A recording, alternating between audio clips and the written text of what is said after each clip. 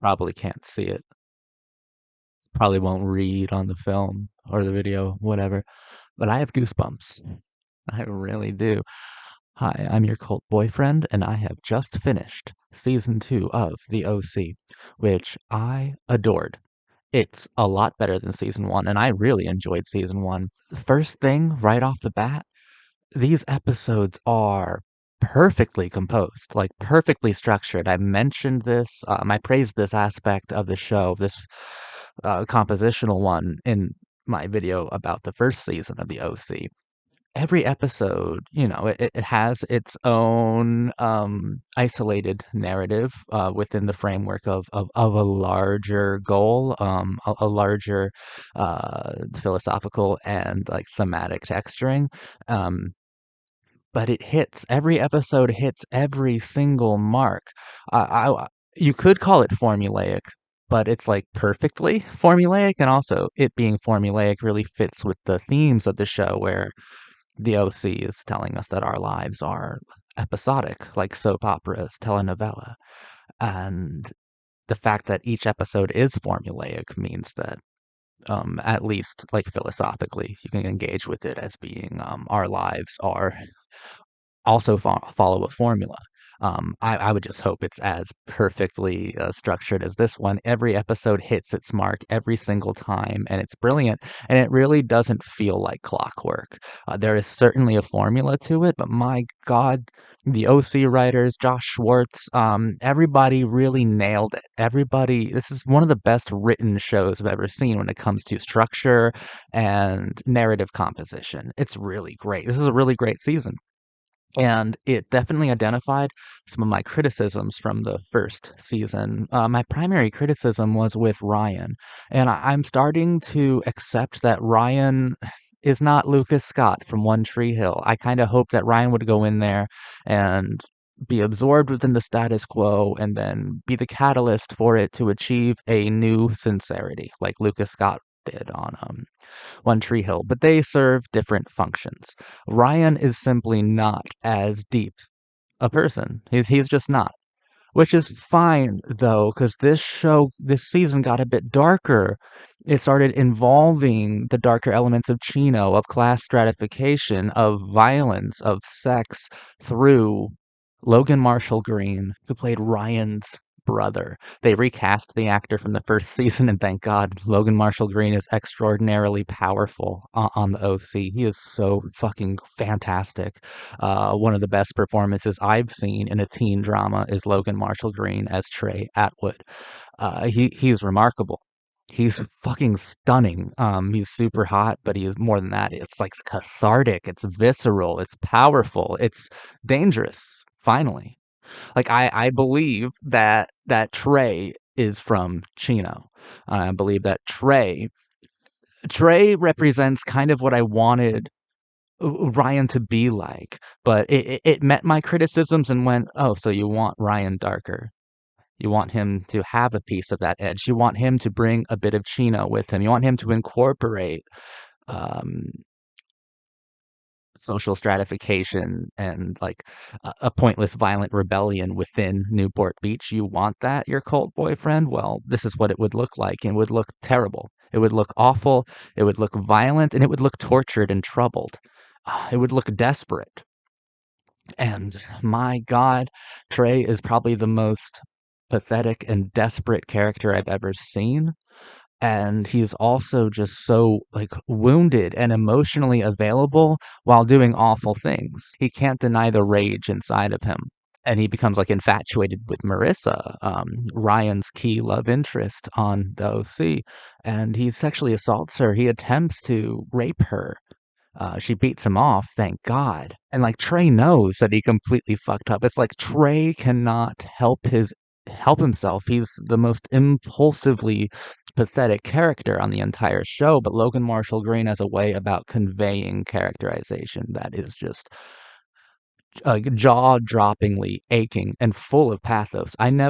Not once did I not feel for this guy. I felt for Trey so much. And what Trey represents, I think, is less of a brother. Because if we went on that brother track, then we would be back to my season one analysis of comparing this to One Tree Hill, which came out at the same exact time. Since that, One Tree Hill is certainly a Greek tragedy involving two different generations of brothers. Um, like murder is involved in this sort of way, in a very tragic way as well. But I'm not too focused on the idea of brothers. We'll investigate that in a minute. But what I think is far more interesting, and what I think the point of the show was, more so, was the idea that Trey, let's not look at him as a hyper literal brother. Let's look at him as the darkness within Ryan, as those dark places that Ryan has been trying to sanitize, the demons within him that Ryan has been attempting to exorcise with ultra rich privilege. Like, you can't get rid of it. Ryan even talks about this in this season. He goes through the entire season trying to be a better person. Seth criticizes him all the time. Like, you call yourself a bad boy? Uh, like, all he does is study. He doesn't get into any sort of trouble, including the underwhelming amount of trouble he got into on the first season. He is he has integrated himself, or like has driven himself to integrate so well and seamlessly into this ultra rich society. Like, he wants to be a part of it so much that he goes along with just about everything, putting up little to no protest. He becomes almost a protector of Newport Beach's like integrity. Uh, which is fucking nauseating to see. And thank God Trey comes in and challenges that. Trey is the dark part of Ryan that he can't let go of. It is a part of him. The past, your nature has a way of catching up with you. It's those dark parts of him that looks at Marissa and is so attracted to her, and that it becomes violent in a way of inferiority complex, in a way of I don't deserve this life. I feel like I am robbing this life from others, and I feel like I am also stealing the virtue from those princes and princesses who were born into this kind of SoCal royalty. I think everything that Trey does is a dark expression of the most intense parts of Ryan's character, which have deliberately gone unexplored because Ryan is trying to vanquish that part of him, and he wants to vanish within this fairy tale universe that he's found himself in the in the Cohen's pool house on Newport Beach. And Trey represents all of these darker edges, all the darker components that he can't deny. It's undeniable. This is a part of who you are. It's a part of you that makes you attractive. It's a part of you that makes you sexy. It's a part of you that makes you unique. You are this outsider, and people will respond to you in passioned ways. There are certain time bombs. There are certain bombs, certain explosives can't be diffused. Some bombs have to detonate. In fact, all bombs do. And Trey Atwood was atomic. Speaking of atomic, we'll get back to Trey in a moment. Let's go to Seth, Summer, and Zach. My name's Zach for 1 second. Atomic Valley. Seth's comic book has really started taking off. Seth is starting to recognize that his character is truly the tragedy of the self-hating narcissist, and it's wonderful. Adam Brody continues to be, I think, the best character on the show in terms of pure entertainment and just hard-earned value. He's hilarious. He puts in a lot of work, and he's kind of effortlessly perfect in his performance. And the character of Seth goes through a lot of changes this season. What the fuck was George Lucas actually doing on this show? George Lucas was on the OC. This is stunning to me. I'm stunned by George Lucas being on the fucking OC. I have nothing insightful to say about his cameo other than I'm shook. But Seth did a lot of growing. Summer. That's another part of my criticism from the first season. I was like, I think that Rachel Bilson is a pretty great actor, and I think she's beautiful, and I would like to see more interiority within Summer. Summer Roberts, yes, I would like to see more like more deeply into her because I feel like there's a lot of potential there, and they really went after it here. She becomes such a likable character, such an undeniable force within the core four that, like I just said, Seth is still my favorite character, but Summer honestly is probably going to dethrone him eventually because she gets more and more charming and clever and I mean, insignificant to the narrative, but more than that, she gets more powerful as this concept, as this idealized form. Because if I'm talking about the comic book that Zach and Seth are pitching to people like George Lucas, she's featured within that as like some vixen. I forget her name exactly. I'm sorry. They said it 1,000 times, but I just started tuning it out every time they fucking said it. It's Vixen something, whereas, Marissa was Cosmo Girl and there was Chino Kid and the Ironist. It's all about this idealized form, and the idealized form of young, neurotic, depressed kids in the mid 2000s. Seth drew dozens of beautiful pictures of beautiful drawings of Summer as this kind of superhero, as this idealized form of herself. And she actually becomes that idealized form. She not only cosplays as the character, but she's able to impact some real character development through melodramatic superheroics. And she's able to transcend that idealized form to reach a new sincerity and to force Seth to abandon those idealized forms, to abandon the idea of the comic book, because the comic book is a falsity. It's a falsified version of the totally dynamic beauty of Summer Roberts. He was in love with the idealized form. He formed her into an ideal and he was married to that image and super protective of that image. And it feeds into that narcissism because he can control Summer on the page. Kind of. He still has difficulty doing even that. Summer in motion will always be more captivating than Summer in a panel, than Summer drawn, than Summer in ink. Summer in the flesh, I think that Seth, by the end of the second season, is truly grateful to be holding the real Summer in his arms, and that idealized version. He might be maturing to a point where he can see the damage done by constantly fixing characters into your life within a superficial meta narrative, and that's pretty cool. Olivia Wilde. I I f I forgot she was on the show. So, I said I don't have any memories after the first season from that last video, but I actually do. I remembered Logan Marshall Green when he showed up because I was like, "He does something with Marissa, something really fucked up." So, like, I've seen more and more of this show, but I really didn't remember Olivia Wilde. Once she showed up, I maybe I faked a memory and was like, "Oh, yeah, she's in this, huh?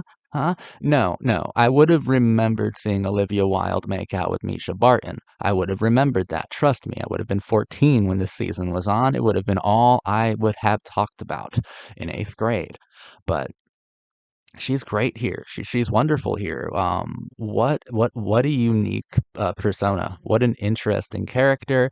Um, I do like gay representation, right? But this is definitely more interested in fetishizing the relationship than it is in sincerely depicting it or sincerely expressing it, which is kind of fine because when it comes to normalization, when you want to normalize a taboo, fetishization is part of that postmodern process, and that's the point that we were at in this season of the OC at this time, and I'm totally fine with it. You can probably ask for no better pop spokespeople than Misha Barton and Olivia Wilde for normalizing gay relationships, because who would stand in the way of such a fantasy? I know that that sounds shallow, but that's also kind of the point of this process of normalization. But outside of that, Olivia Wilde did wonderfully. A lot of anger, a lot of passion. And actually, now that I'm thinking about it, while Trey represents the dark parts, like the yin and the yang, like he represents the dark parts of Ryan, there's a large part of Alex, who is the character that Olivia Wilde plays. Alex represents largely the dark places within Marissa was the most weaponized and alienated of the core four at the end of the last season, being held hostage by this ultra rich fucking community and disavowing her mother and having a lot of drug problems, those sorts of things. And I think within Alex, she sees a girl who emancipated herself, a girl who has a lot of anger issues, a girl who doesn't have contact with her family, and a girl who is rebellious to a fault, who rejects the status quo and is still sexy and is still unique and is still valued and is seen as a threat to the fake plastic normalcy of Newport Beach. And she sees within Marissa sees within Alex an opportunity to reject her mother's ethos and reject the philosophy of Newport Beach on a on the most passionate, emotional, and visceral level possible, in the loudest possible way. And she accidentally like uses Alex like unknowingly as a huge tool to make her mother angry with her. It's about engaging with those dark parts of yourself, and we do this as teenagers. I at least did this a lot as a teenager. You'd get these weird sorts of role models, or you date specific people because they bring out this dark and curious and morbid part of you that you feel like you have to express at that exact time. And it's a truthful expression because you do have to express it. Without Alex, Marissa would have imploded. Marissa would have been a goner. But it was through Alex and through her misuse of Alex. I mean, she did use Alex. It's just that Alex doesn't respond to being used well. And Alex is also undeniable. And Marissa certainly did have feelings for her. But at the end of the day, it's this dark part of herself that she needed to make peace with. She needed to call for a ceasefire with all the parts of her broken soul that are warring with each other. And I think that through her relationship with Alex and her eventual departure, she's able to come to terms with those damaged components, those damaged qualities of her own character. And Marissa went through a lot of change, mostly thanks to Alex being the catalyst that Ryan wasn't in the first season. So Alex was an extraordinary character. And I'd love to go back to Trey and just talk a little bit more, wax a bit more poetic about him because he's the strongest component of this season. He is the most powerful element because the stakes are a lot higher. Of course, he is shot by Marissa at the very last scene in the show, which why I have goosebumps. That Imogen Heap's hide and seek needle drop is one of the best needle drops I've ever seen applied to any show in any form in any decade. That what you say, that you only meant well. Well, of course it is. It's so fucking touching. I listen to that song once a month anyway because it's kind of hauntingly, achingly gorgeous. And when applied to a scene like that, it feels so tragic and somehow so preordained and so strong. I think it is symbolically relevant that Marissa is the one who shoots Trey. I think it's entirely relevant because she had already vanquish those dark parts of herself. And now she has to get rid of that dark part of Ryan that she was attracted to because they do share glances before he attacks her on the beach that night. There is a sexual energy there, and it's a sexual energy that is reminiscent of the first season, those looks between Ryan and Marissa, like bumming her cigarettes and stuff.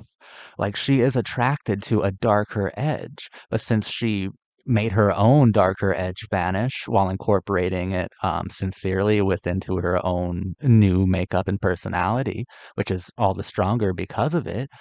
Those darker parts being embodied by Alex, of course. The dark parts that she finds attractive about Ryan are perfectly encapsulated within Trey, and she has to defeat that part as well. She has to do away with it because she was interested in Ryan in quite the same way she was interested in Alex, in a way that this could be dangerous. And she was a self-destructive archetype. She was a terribly self-destructive girl, and she no longer is.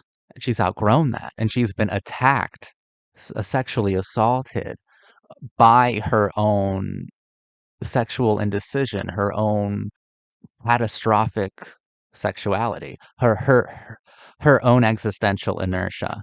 And of course, it's a violently awful thing to do, but symbolically, it is immeasurably important. The attack that when Trey attacked her on the beach, it's